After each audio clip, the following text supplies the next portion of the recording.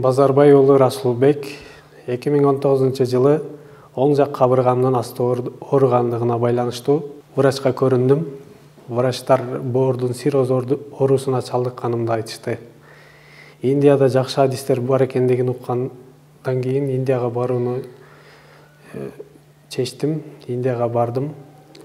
Ал жактан врачтар көрүп, Кыргызстанда кандай диагноз койсо, ошондой диагноз коюп, боорумду трансплантация жолу менен гана айыктырууга болоорун айтышты. Максимум 2 жылга гана барышын айтышты. Кийин Кыргызстанга келгенден кийин Бишкектен Кубанычбек Табып жөнүндө угуп, бул жака келдим. Мени текшерип көрүп, айыктырууга болот экенин айтты. Ошол күндөн баштап эле дарылана баштадым. Мага айтылган эрежелерди так сакташка аракет кылып, тырышып, ыкылас коюп дарыландым, дарыларын ичтим. Эң биринчи Алланын керемети менен, Кубанычбек Табыптын эмгеги менен, анын дарыларынын касиети менен шыпа таптым, айыктым. Врачтар 2 жылга гана жетет дешкен эле, азыр эми мына жакында 5 жыл болоюн деп турат. Өзүмдүн боорум менен Кудайга шүгүр мына жакшы жүрөм. Эч кандай трансплантацияга муктаж эмесмин, Кудайга шүгүр. Мен ошол Индияда операция болгон адамдар менен сүйлөштүм, жолугуп, өздөрү менен, өз ооздору менен айтышты мага. Операциядан кийин ар дайым дары ичип жүрүш керек болот экен. Болбосо тигилген жеринен ириңдеп кетет экен. Анан да кайрадан пересадка кылдырганы барган адамдарды көрдүм. Өңдөрү сапсары болуп, кайрадан пересадкага келдик деп отурушту. Ошолорду көрүп, ачыгын айтканда корктум. Өзүбүздөгү табыпчылык менен дарыланууга ишенип, ошол табыпчылык менен айыктым азыр. Кудайга шүгүр, эч кандай боорго дары ичпеймин. Тек гана ушул Кубанычбек Табыптын дарыларын ичем. Айылдан келген сайын көрүнүп турамын. Азыр жакшы, Кудайга шүгүр, Аллахка чексиз мактоолор болсун. Кубанычбек Табыпка кайрылып дарылангандан бери жашоомдо жакшы жаңылыктар болду. Кыздуу болдум. Анын да ден соолугу жакшы, Кудайга шүгүр. Өзүм дагы ден соолугум жакшы, башка жерлерим дагы ооруйт эле, алар дагы жок азыр. Эч кандай дары ичпейм. Эч кайсы жерим оорубайт, Кудайга шүгүр. Кубанычбек Табыптын үй бүлөсүнө бактылуулук каалайм. Эч качан оорушпасын, ар дайым ден соолукта болуп, 2 дүйнөлүк бактылуулугун берсин Аллахым. Дагы да мага окшогон муктаж болгон адамдарды дарылап жүрө беришине тилектешмин.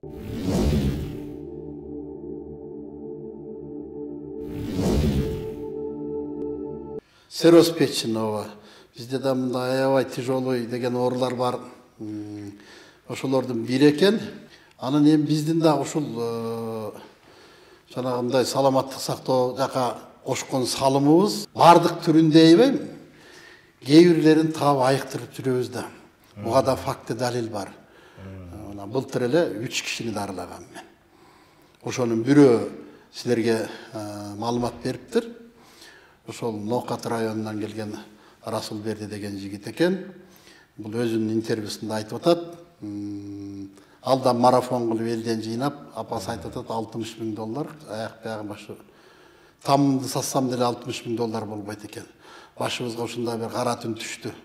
Эл жыйнап берди де, достору бар экен, туугандары бар экен, эл бериптир. Бирок ошондо деле акчабыз жетпей жаткан дейт. Анан бирөөлөр аркылуу себеп кылып сизди угуп калып келдик дейт. Мен тамырын кармап көрүп, жана бүгүнкү айтып аткан сөздөрүмдү айтып атам, гарантия жок.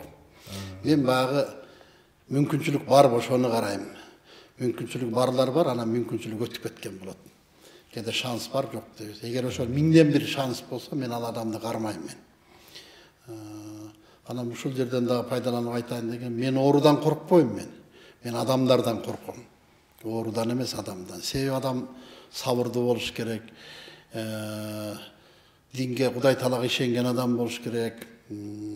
Ушундай адамдан көп нерсе талап кылынат да. Оорудан коркпойм мен. Түрдүү ооруларга өзүм илимди салып көрдүм мен. Адам ишеничтүү болсо, ал адам мага ишениши керек, мен ошол адамга ишенишим керек. Ошол мен айткан нерсени ийне жүйүнө чейин так аткарат деп. Аткарбай койсо, мени көрбөй калды деп режимди бузуп койсо, кошумча дары ичип койгон болсо, менин дарымды бузат. Анан ал жерден чоң бир жаман нерсе болушу мүмкүн да.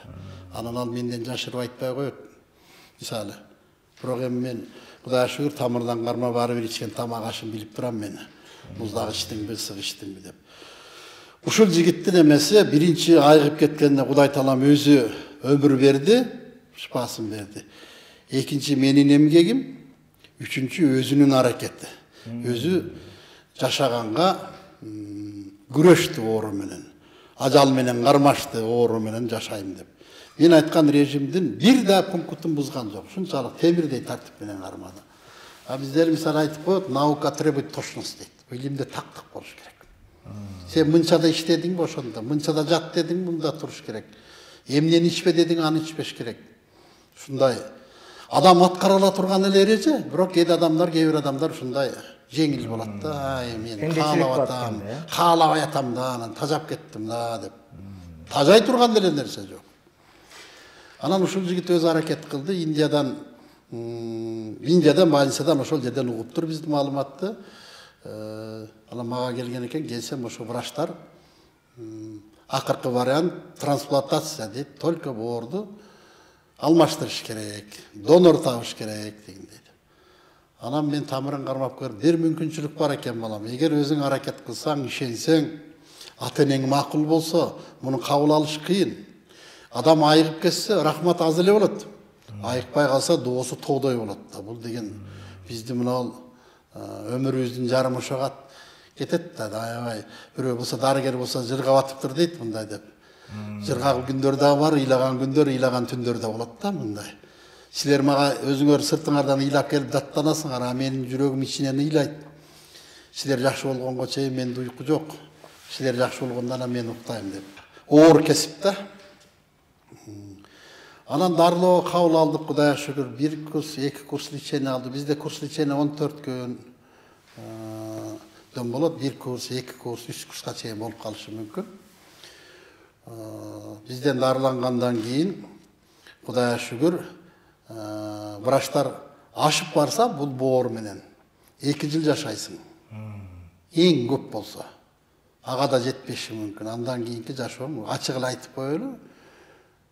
Өмүрүңө коркунуч бар. Бул боор менен жашай албайсың деп. Анан Кудайга шүгүр ушул жерден дарыланып, менде бир 3 жылдай учетто турду.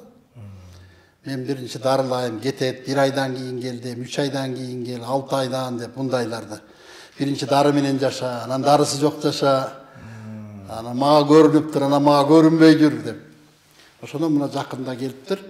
Мен дайым жүрөгүмдө буларды унутпай эстеп турам. Кече эле жакында бир жигитти дарыладым эле боордон деп. Анан келип мага айтып атат, мен сизден дарыланганыма 5 жыл болду дейт. Ой, сен кече эле кетпедиң? Ой, 5 жыл болду. Кудайга шүгүр, мен бир да дары ичкен жоктум, сакайдым, калыс айыктым. Мына өзүм далил күбө, ата-энем, бир туугандарым күбө. Мына мен сизден дарылангандайын 1 жылдайын кыздуу болдум деп. Кызымдын атында мен коюп бергенмин, София деген кызыбыз бар. Бул адамдын өмүрүнө өмүр кошулуп, азыр мындай ден соолугу чың, иштеп үй бүлөсүн багып жашап атат. Мына сероз деген оор катып калган да. Анан мунун дагы дарысы бар.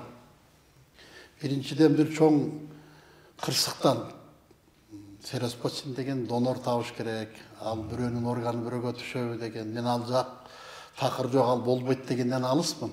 Болгон айыккандар деле бар. Биз ошо биздин мусулманчылык, табылчылык илимдин күчү менен биз кичинекей киши болуп, бир чоң ооруларды айыктырып атабыз.